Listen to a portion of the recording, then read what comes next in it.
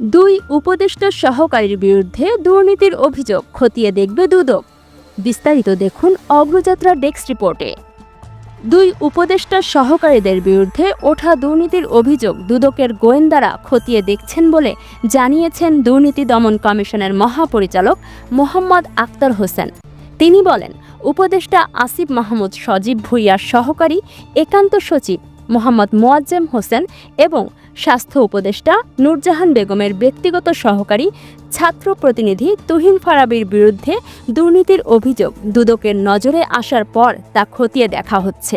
রবিবার ২৭ এপ্রিল বিকালে নিয়মিত ব্রিফিং শেষে সাংবাদিকদের প্রশ্নের জবাবে তিনি এসব কথা বলেন। আক্তার হোসেন বলেন, দুইজন উপদেষ্টা দুই সহকারীর বিষয়ে দুদক আইন ও বিধিমালা অনুযায়ী যে ধরনের কার্যক্রম গ্রহণ করতে হয় তা করা হবে। এর আগে সকালে উপদেষ্টাদের এপিএস ও পিএ এর দুর্নীতি অনুসন্ধান শুরু করার দাবি নিয়ে দুদকে যায় সাবেক ডাকসু ভিপি নুরুল হক নূরের গণ অধিকার পরিষদের যুব সংগঠন যুব অধিকার পরিষদ।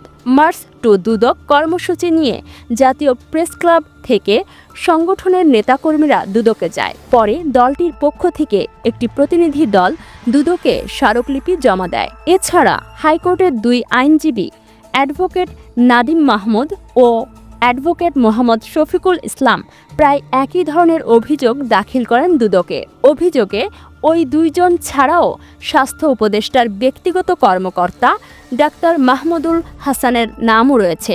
এসব বিষয়ে দুদক মহাপরিচালক আক্তার হোসেন বলেন, আমরা বিষয়টি নিয়ে কাজ করছি। দুদক এ জাতীয় যে কোনো অভিযোগের বিষয়ে অত্যন্ত সচেতন। আমাদের গোয়েন্দা ইউনিট এই সংক্রান্ত কার্যক্রম পরিচালনা করছে।